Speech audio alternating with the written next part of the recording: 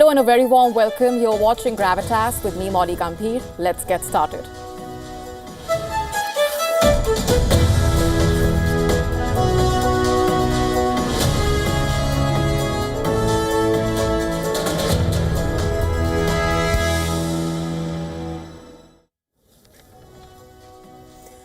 Our top focus tonight on Gravitas is on the Russia-Ukraine war. Is the United States quietly pushing Ukraine to surrender? Reports suggesting America may be urging Ukraine to accept concessions, including giving up territory and cutting its army. What's happening behind the scenes? We are decoding the implications of it all for you. Also on the show for you tonight, did Pakistan admit to playing a role in the Delhi Red Fort blast? We tell you why this question is being raised. Also telling you about a major war that Pakistan is losing, the one against corruption. As it finds itself engulfed by corruption, we tell you more. All this and more coming up.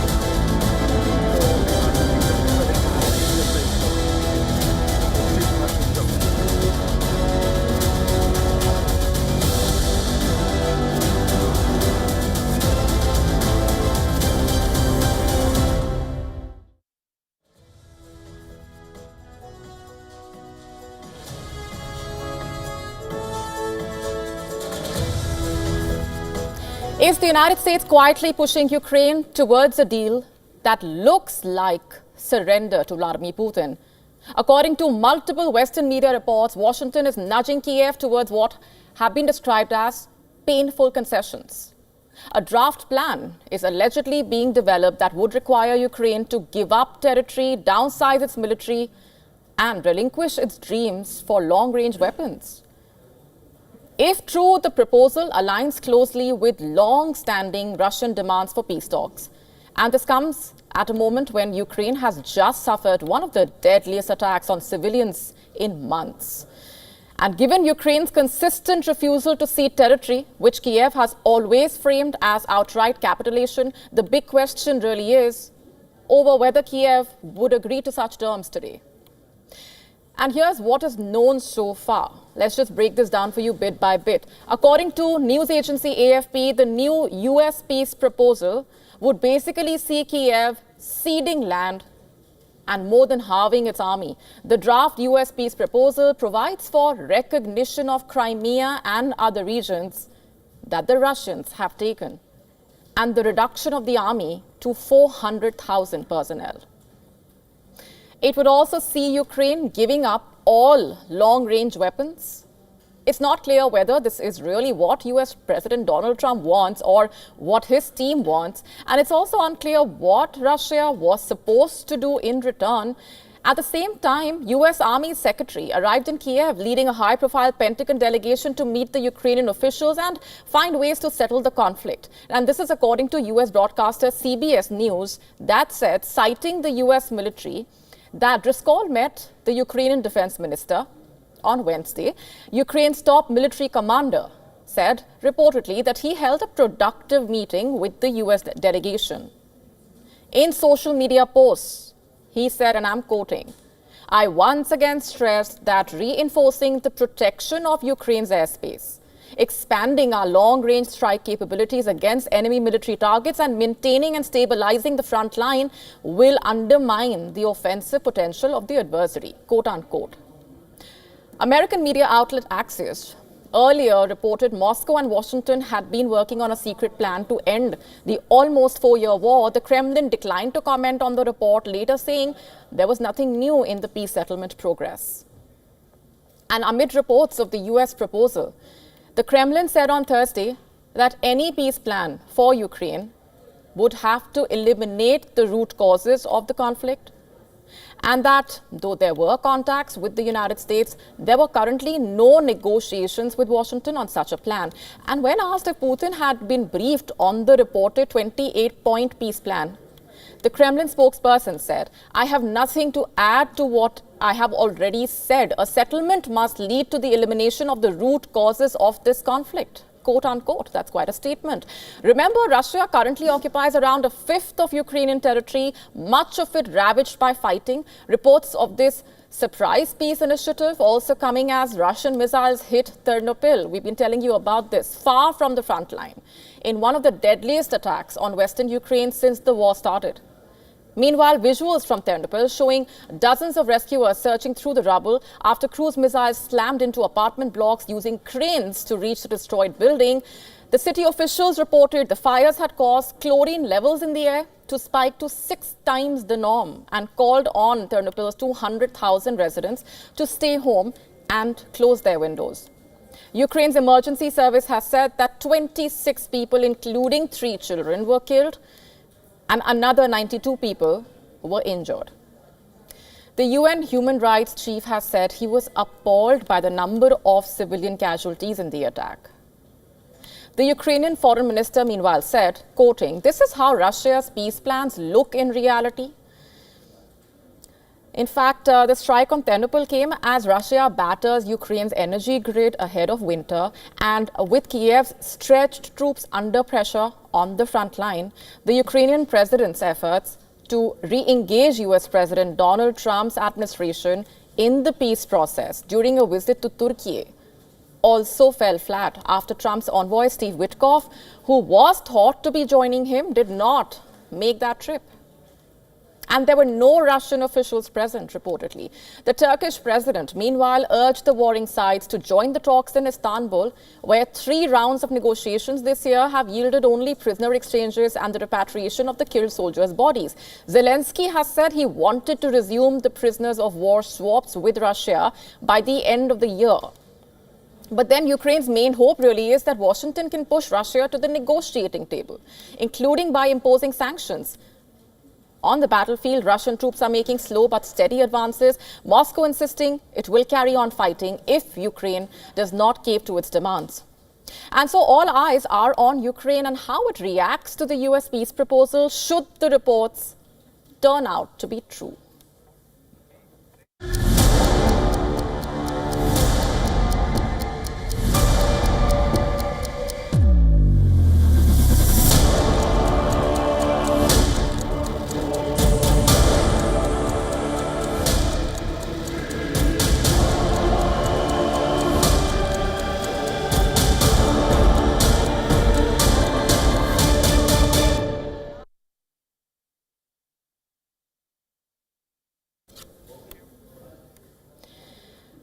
A major shocker from a Pakistani politician, former leader from Pakistan-occupied Kashmir, reportedly has publicly claimed that Pakistan had a direct role in the Red Fort car bombing. And this statement, this admission, has put spotlight on a pattern from within Pakistan's own political leadership. Addressing the POK assembly, he declared, in fact, the leader who is the former prime minister, the so-called former prime minister of POK, made that shocking statement on the floor of the assembly that they will continue to hit India. Pakistan's government has not officially commented on those remarks, but Defense Minister Khwaja Asif has turned up the temperature, warning that an all-out war with India cannot be ruled out. He also claims that Pakistani forces remain on full alert. But as the Red Fort blast probe finds direct links, reportedly, between the attack and the Jaish-e-Mohammed, that has been revealed. Intelligence agencies, in fact, also talking about the car used in the attack, a Hyundai i20 packed with ammonium nitrate fuel oil, also been traced back to the same Jaish-linked terror cell.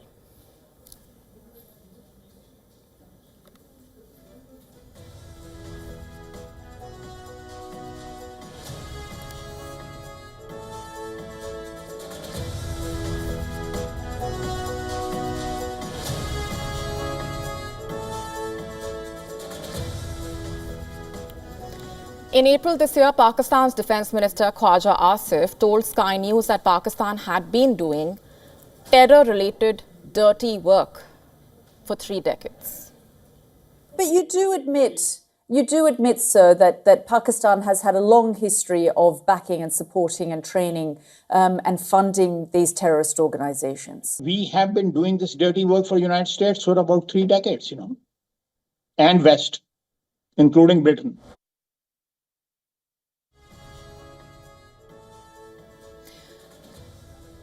That was a remark he made when he was asked whether he acknowledged Pakistan's history of supporting, training and funding terror groups.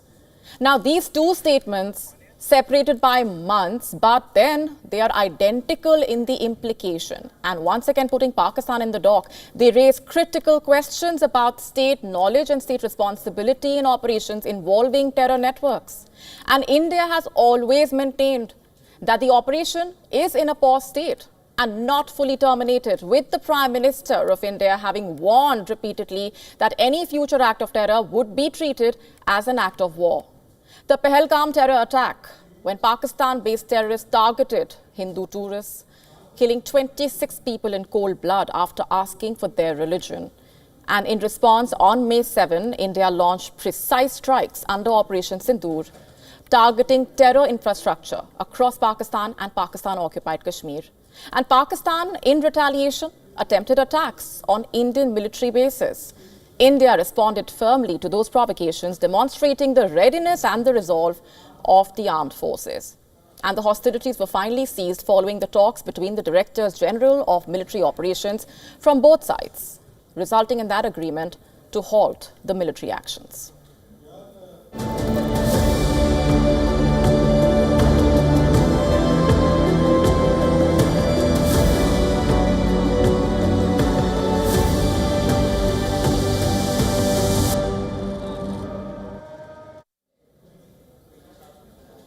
Meanwhile, Pakistan is engulfed in total corruption. We are not the ones saying that.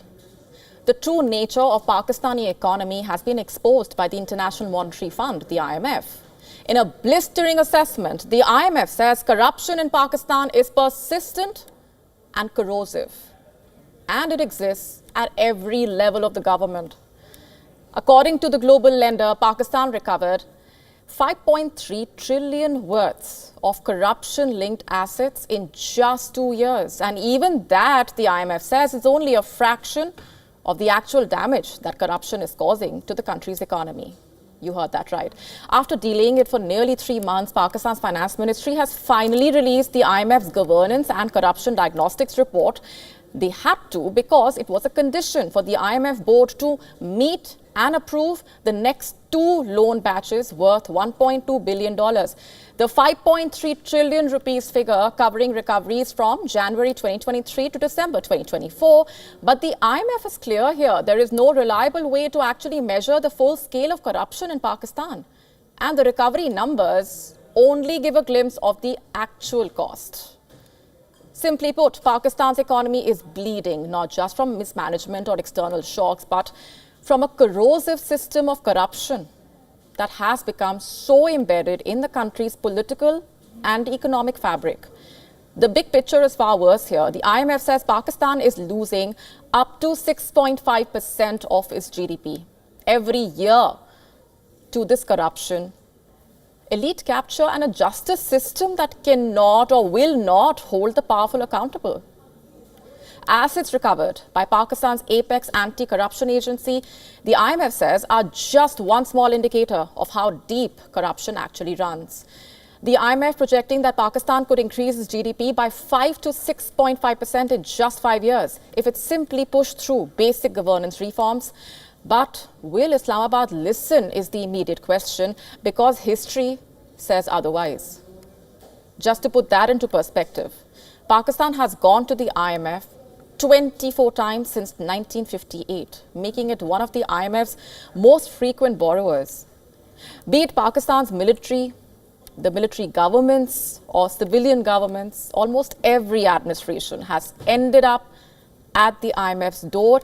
And the current program under Prime Minister Shehbaz Sharif is Pakistan's 25th.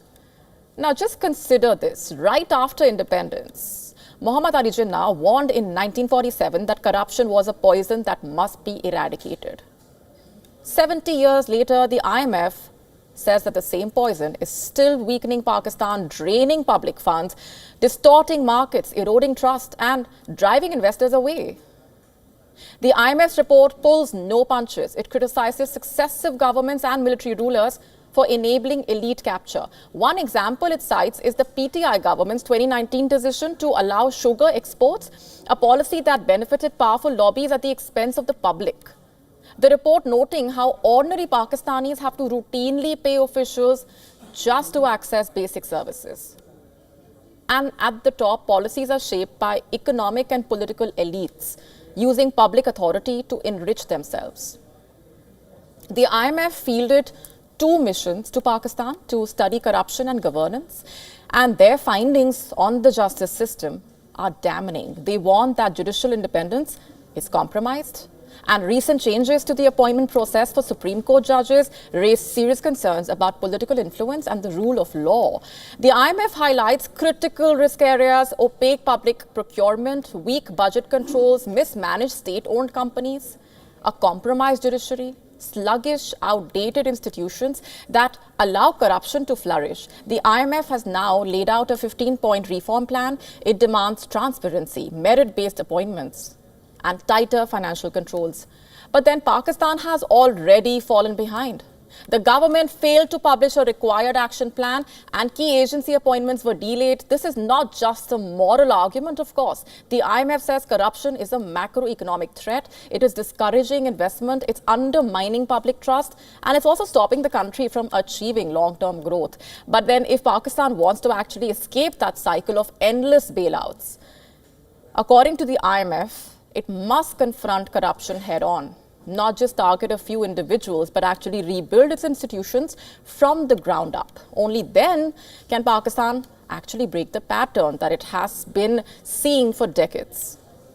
As the country enters yet another IMF program, the IMF's warning is clear: unless Pakistan confronts the real networks profiting from the misery of the ordinary people, no bailout, no reform package, and no political reset will actually deliver real change.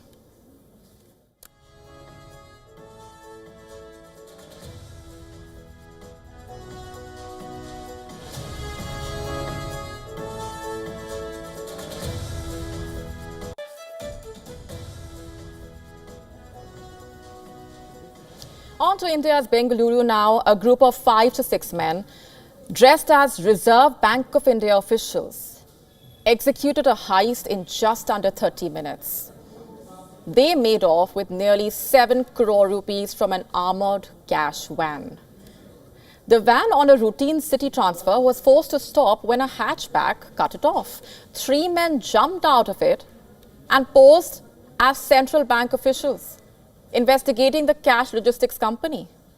Trusting them, the 2 armed guards left their weapons in the van and entered the imposter's vehicle after being told to visit the police station, leaving the cash van with the custodian. The imposters then pulled guns at him and shifted all 3 cash boxes into another hatchback before fleeing. All in just under 30 minutes. And now an investigation is underway. 8 special teams piecing together how a crew of imposters managed to outsmart trained security staff in such a manner. Incident has been reported. Case is being registered right now of loot of a cash van of the CMS cash delivery vehicle of around 6-7 crores. Exact amount, exact modus, how it happened and who, when it happened exactly, are being probed, because the driver was a bit confused and he's afraid. But we have, based on the information of the driver, what he gave initially, our teams have done nakabandi and checking is going on.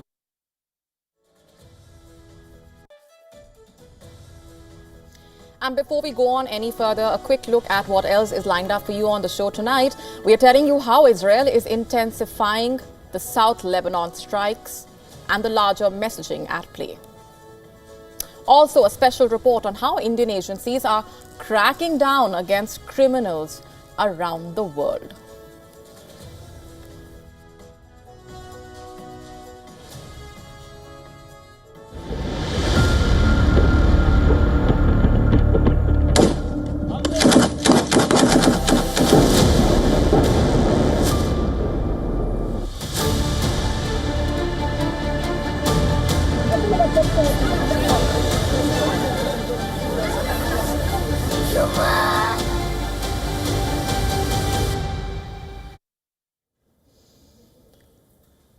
Fresh Israeli airstrikes in Gaza once again threatening the fragile ceasefire that has held for weeks.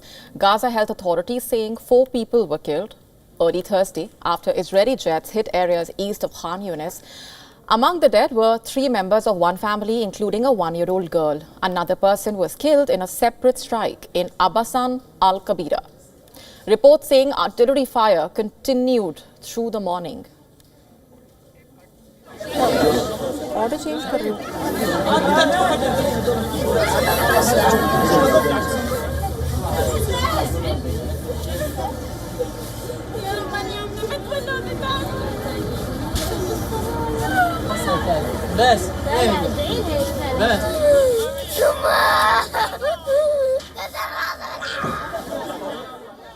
And Qatar, which is one of the key mediators of the truce currently in place, condemned what it called brutal Israeli attacks, warning that these strikes risk undermining the ceasefire agreement. And for civilians on the ground, the fear is that the war is creeping back. Residents described the overnight shelling as terrifying, with children in Gaza asking whether the war was returning. My son, daughter and daughter-in-law were hit by a missile at 2:30 a.m. while we were sleeping. We were sleeping peacefully. We are peaceful and we don't want war. In the safe zone of Mawasi in Khan Yunis, we were shocked by 5 airstrikes on the place where we were staying. My cousin Ruba was martyred. She was a girl who had just graduated yesterday. I'm afraid I'll die without achieving any of my life's dreams. I only wish I could read, study, and become a doctor. Israel says the bombardment was carried out east of what is known as the Yellow Line, the boundary its forces pulled back behind as part of the US brokered ceasefire. The Israeli military saying the strike targeted what it calls terror infrastructure, and that such operations continue regularly in that zone. But Gaza's health ministry has said more than 312 Palestinians have been killed in Israeli strikes since the ceasefire started. On Wednesday alone, 27 people were killed. Hamas is now urging President Trump and other mediators to pressure Israel to stop the attacks, accusing Israel of acting with blatant disregard for the truce. And the wider conflict also flaring beyond Gaza. Israel carried out several strikes in southern Lebanon, targeting what it says are Hezbollah weapons storage sites. Tensions rose further after Israeli Prime Minister Benjamin Netanyahu visited the troops inside a buffer zone in Syria, a move that drew condemnation from Damascus. The war started with the Hamas attack on October 7, 2023, which killed over 1,200 people in Israel. Israel's response has now killed more than 69,500 people in Gaza, according to figures used by the United Nations. The question is whether the ceasefire can hold or whether these new attacks are a sign that the war is sliding back.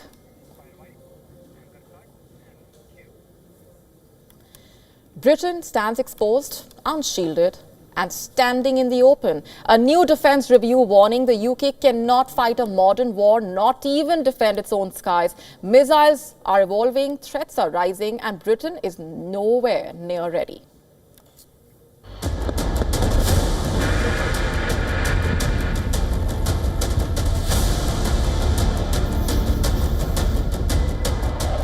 The alarm bell has been rung and it is deafening. A major security review has revealed that the United Kingdom, a nuclear power and NATO heavyweight, is shockingly vulnerable to a modern missile strike. No layered defense. No nationwide shield. No rapid response network. The review's conclusion is blunt. Britain cannot defend itself. Experts told MPs that if Russia or China launched a sudden missile salvo, Britain would have minutes, not a plan.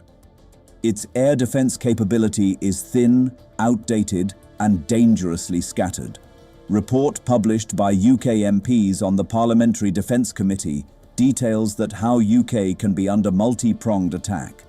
This is a new era of threat. It demands a new era for defence. An era of hard power, strong allies, and of sure diplomacy. And as the threat grows, Britain must step up, and we are. Britain's decades-long downsizing of critical military platforms and stockpiles have left the joint force overstretched and unable to counter multifaceted aerial threats effectively. While initiatives like Project Nightfall look promising, developing tactical ballistic missile with high accuracy, these are years away. With Russia already intensifying its aerospace attacks and cyber wars, UK civilian infrastructure and military bases sit on a knife edge. Without rapid action, Britain risks becoming a sitting duck in modern warfare. The stark reality, a nation famed for its resolve, is dangerously underprepared as foes sharpen their missile. Bureau Report, WION World is one.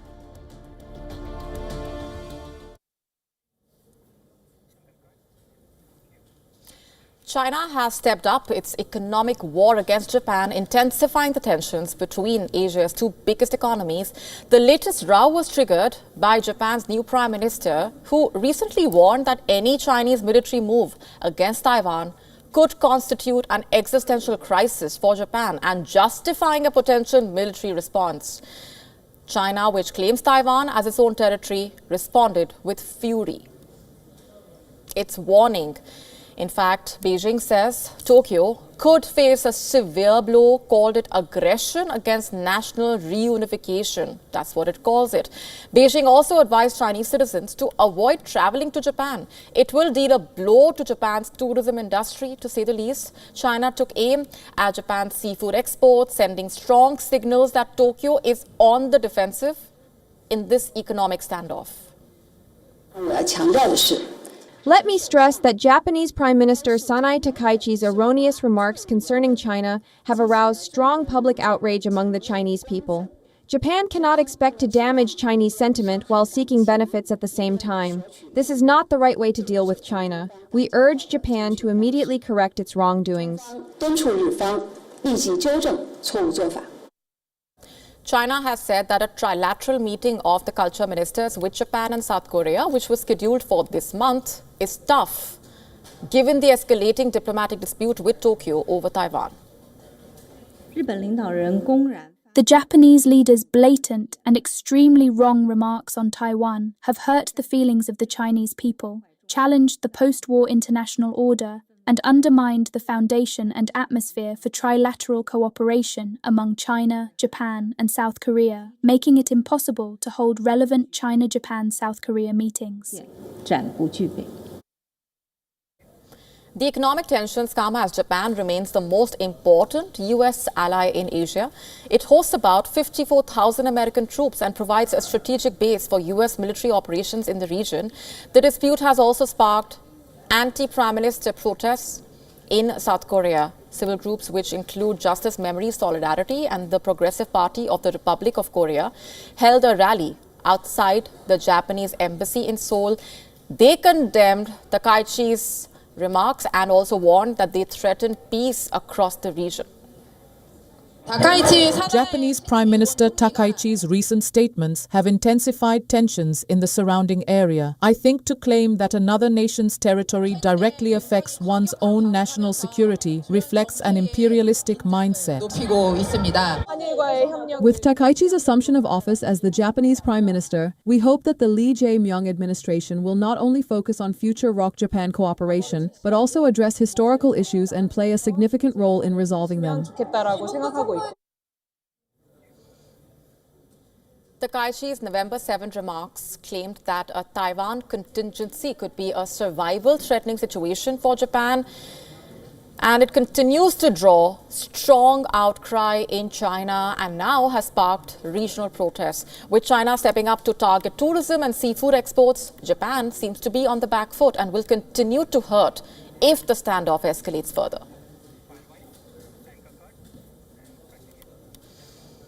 At the 10th AI Journey International Conference in Moscow, the Russian president was welcomed by an AI-equipped robot, the first to be developed by the bank there. The performance, Putin standing opposite the humanoid robot as it explained to him what it was before dancing to what it said was its favorite track. Take a look.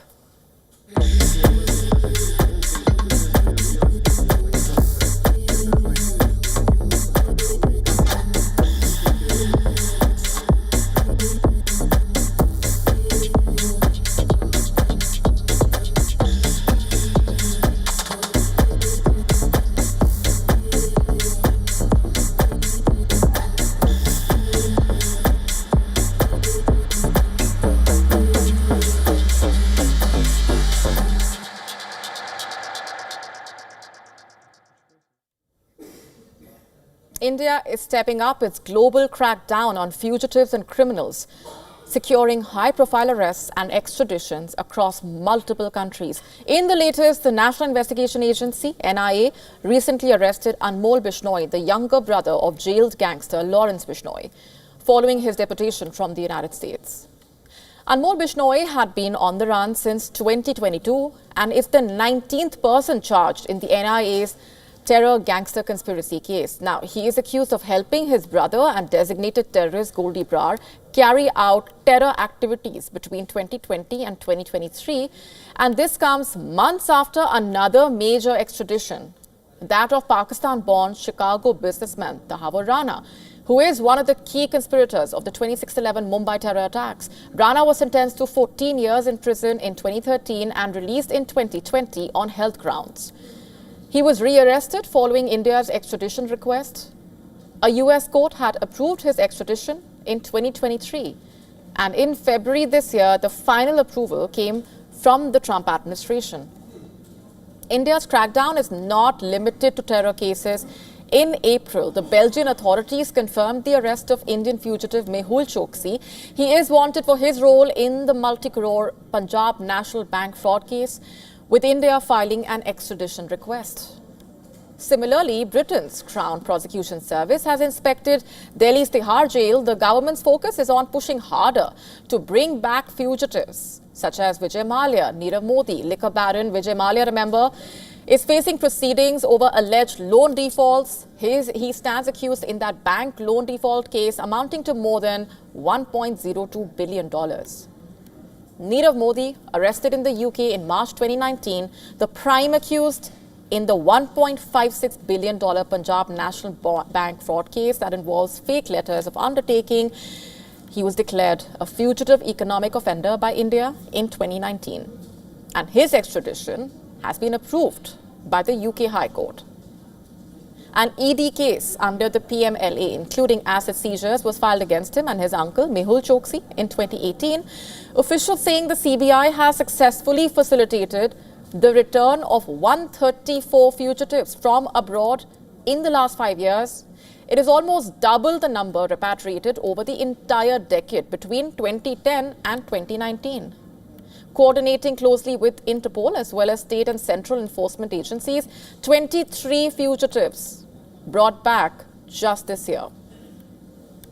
From terrorists to economic offenders, India's law enforcement and probe agencies demonstrating that no one can escape justice, whether hiding across borders or behind international frontiers.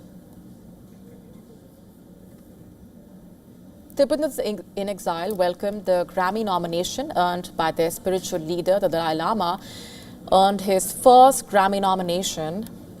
He received the global recognition for his spoken word album called Meditations, the Reflections of His Holiness the Dalai Lama. The album is a collaboration between the Dalai Lama, celebrated Indian musician Amjad Ali Khan, and his two sons. Take a look.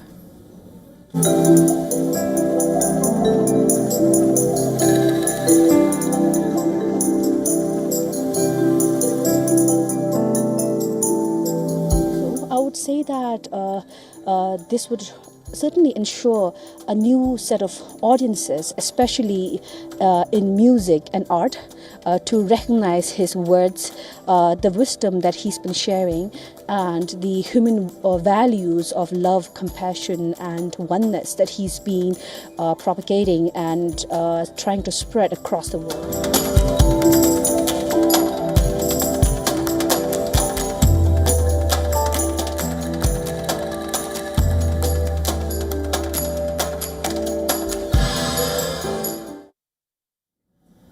Our next story is from the United States, where Republicans are pushing back against President Trump's plan to send $2,000 checks to working-class households next year. The White House says these payments, what Trump calls a dividend, would be funded by tariff revenue. But many Republican lawmakers say they want that money to help reduce the U.S. deficit, not to fund the cash payouts. And this dispute has become one of the clearest signs of the growing divide between Trump and the GOP-controlled Congress, it seems, and a sign that his hold on Washington may be weakening. But Trump is pressing ahead. At a U.S.-Saudi investment forum in Washington, he said, and I'm quoting, "We are going to be doing a dividend for low and middle income people of at least $2,000, quote unquote." The House Budget Committee chairman has said he told the Treasury Secretary that he wants tariff revenue to go towards deficit reduction. He also warned that direct checks could fuel inflation. In the Senate, the majority leader has also called for using tariff money to cut the deficit.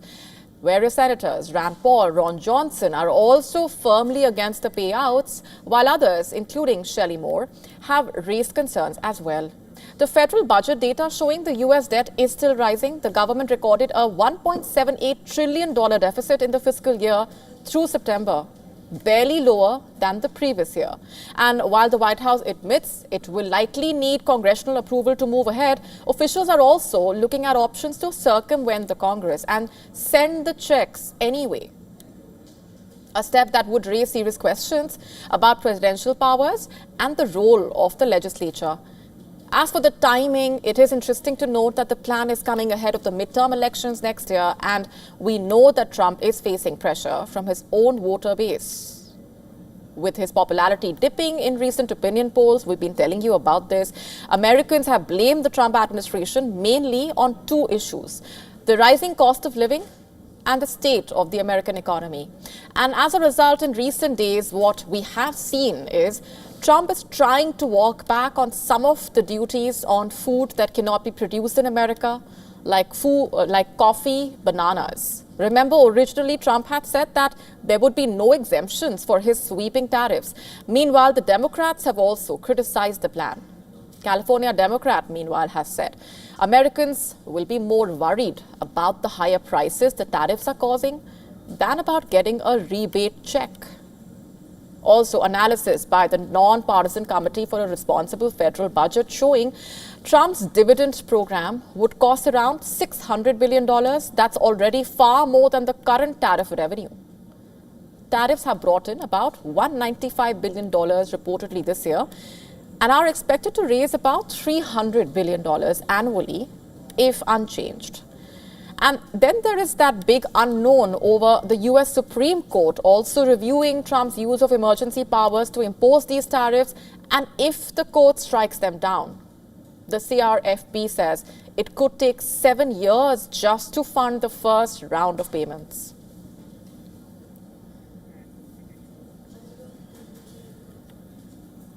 Switching gears on to a major row that has erupted after police chiefs in Britain reportedly have been asking their officers to address prostitutes as sexual entrepreneurs. This is according to a report in the Telegraph. Let's just break this down for you. The National Police Chiefs Council's guidance is at the center of this row. It has reportedly been labelled harmful and inappropriate by the all-party parliamentary group on commercial sexual exploitation. The Labour MP who chairs the group has reportedly written a letter to the Policing and Crime Minister expressing concern that this risks confusion and undermines enforcement of legislation against sexual exploitation. Basically, the sex work national police guidance reportedly refers to prostitutes as sexual entrepreneurs and tells officers to limit the use of the word prostitute or prostitution to specific legal meanings and offences. And so the criticism raised also centres on the concern that the term sex work was not contained in any UK legislation. For now, it remains to be seen what comes next and what the implications of this row would be.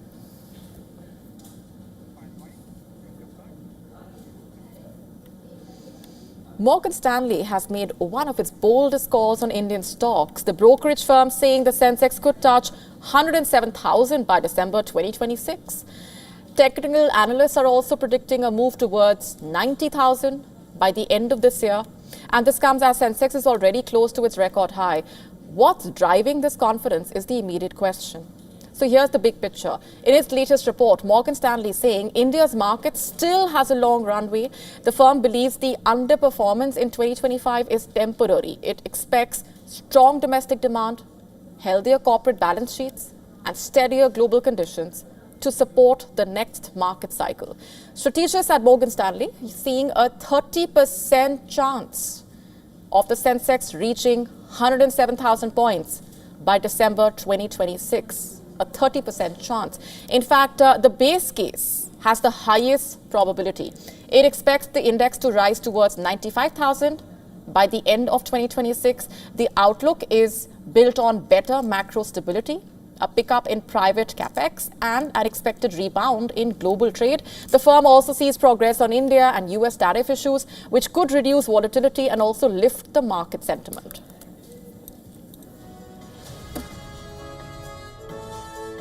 The short-term question is, will Sensex cross 90,000 by the end of this year? The index is already close to its all-time high and it has rallied sharply this quarter. It is trading well above the key support areas, which also keeps momentum strong. Meanwhile, reports by technical analysts placing the next target near 91,500 by December 2025. The trend showing a steady upward move with support forming around the 82,000 to 84,000 range. Resistance levels are between the mid 86,000 range and the upper 89,000 range. The market will need to clear these levels for the next leg higher. And just to understand the bigger picture here, we're looking at the last 5 years. Let's get to those numbers. The Sensex has risen from around 47,000 points in 2020, as you can see, to over 85,000 in 2025. And that rally is showing that domestic inflows have remained strong. Global funds have increased their exposure. India has shown consistent resilience through global uncertainty. And the 5-year trend also showing a market that grows with the economy and also handles global shocks better as compared to many other markets.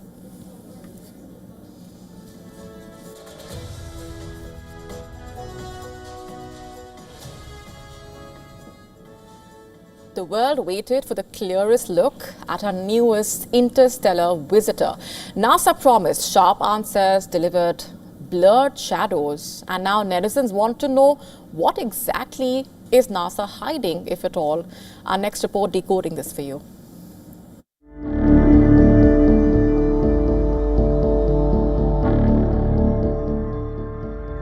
NASA's big reveal has turned into a big backlash.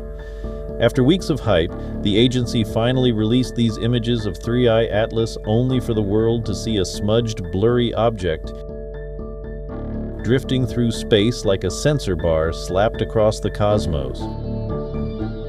For a mystery object that zipped through space at nearly 30,000 miles per hour, the data leaves much to be desired.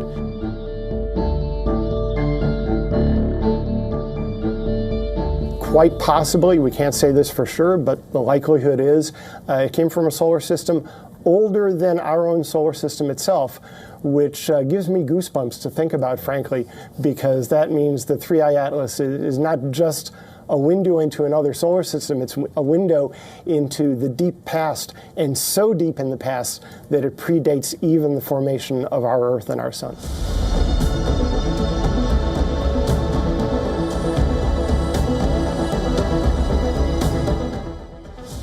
within minutes, the internet erupted. A cover-up, some users shouted. A joke? Others called it.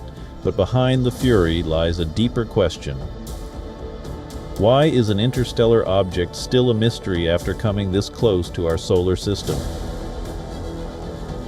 From the moment 3I Atlas was first spotted in July 2025, astronomers worldwide scrambled their instruments for a closer look. NASA mobilized 12 spacecraft, including Mars orbiters and solar probes, all trained on the comet as it passed near Mars and zipped close to the Sun. But the images? Blurred and grainy. Netizens accused NASA of hiding clear footage, fanning wild theories that 3I Atlas is no ordinary comet, but possibly alien technology or something more sinister. But the U.S. Space Agency insists it is nothing more than a comet. I'd like to address the rumors right at the beginning. I think it's important that we talk about that. This object is a comet. It looks and behaves like a comet and all evidence points to it being a comet. But this one came from outside the solar system, which makes it fascinating, exciting, and scientifically very important. This is only the third interstellar object like this that humanity has ever found. India is the latest to join the hunt to unravel the mysteries of this cosmic object. India's space agency, ISRO, revealed this image captured by Physical Research Laboratory's telescope at Mount Abu. The image shows glowing envelope of gas and dust surrounding the comet's nucleus. Scientists admit the comet is a puzzle. It glows brightly with a faint tail, yet is cloaked in dust that obscures its true size, possibly a few hundred meters to kilometers wide. Chemical analyses show an unexpected nickel signature, unusual even for interstellar objects. The debate rages. Is it a natural space rock or a relic of extraterrestrial origins? Bureau report, WION The World is one.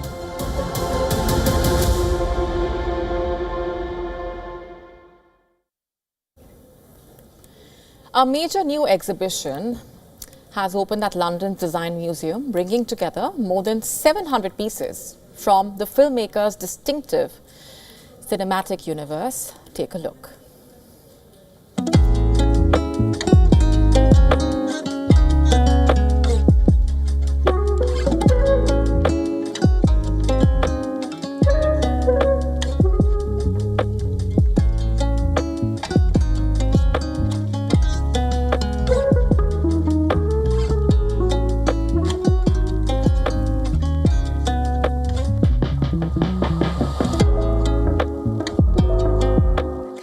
Hat worn by Owen Wilson and the fabulous Gwyneth Paltrow outfit. They all speak the same language. They are part of the same language. They create this very immersive, very crafted environment. And that's why I think people are so drawn to Wes Anderson films, because you're entering a new world.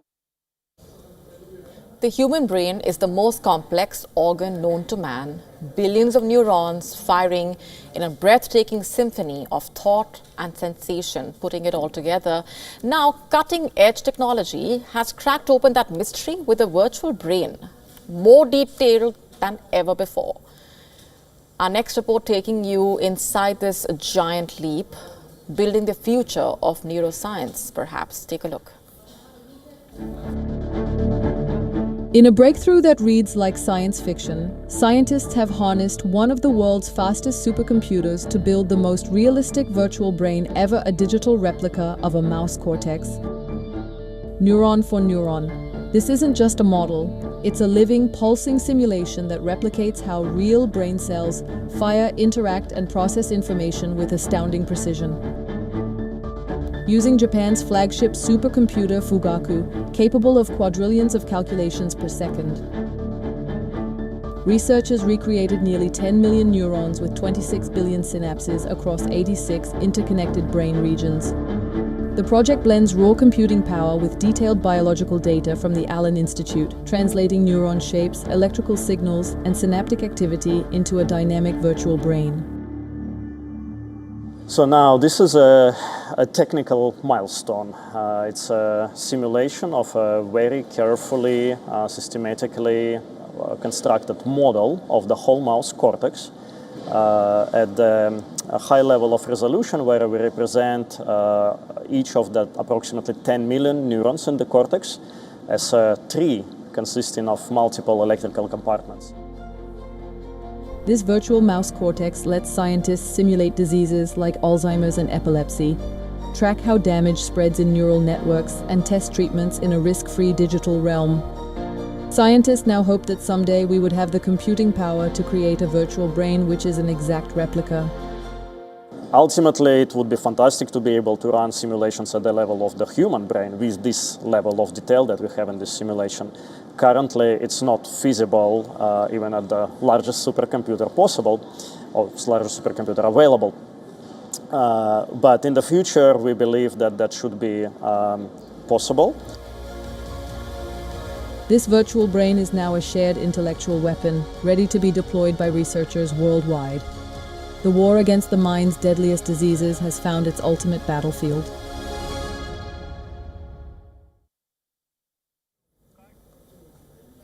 On that note, it's a wrap on this edition of Gravitas Tonight. This is me, Molly Gambhir, signing off. We're leaving you with Gravitas Worldview. Thanks for watching.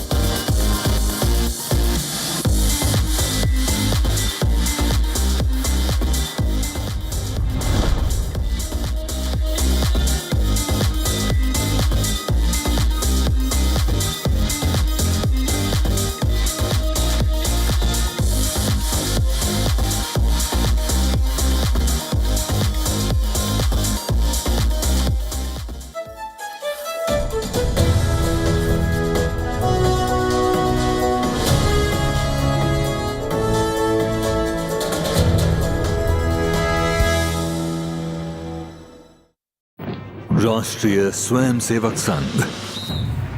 To some, it's an extreme ideology. To others, it's the very soul of India. To some, it's rebellion. To others, it's a principle of nation building. Coming soon to challenge perceptions in RSS Centenary Year, Kesariya at 100.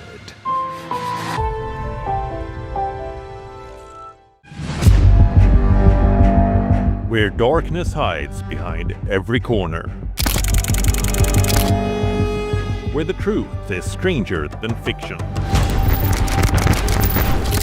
A show that dives deep into the stories which shock and mystify.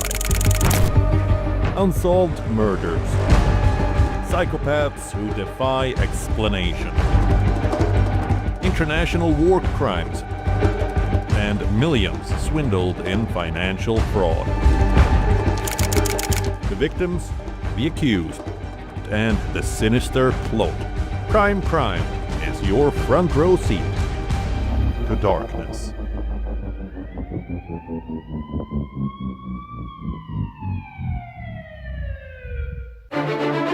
Africa hosts the G20 for the first time, and Johannesburg becomes the world's power stage. 42 countries will gather and participate for G20 Leaders Summit. 20 G20 members, excluding the United States, 16 guest countries, and 6 countries representing regional economic communities in Africa, the Caribbean, and the East Asia. WION will bring you all the latest developments from G20 Leaders Summit from Johannesburg, South Africa. Rashtriya Swayamsevak Sangh. To some, it's an extreme ideology. To others, it's the very soul of India. To some, it's rebellion. To others, it's a principle of nation building.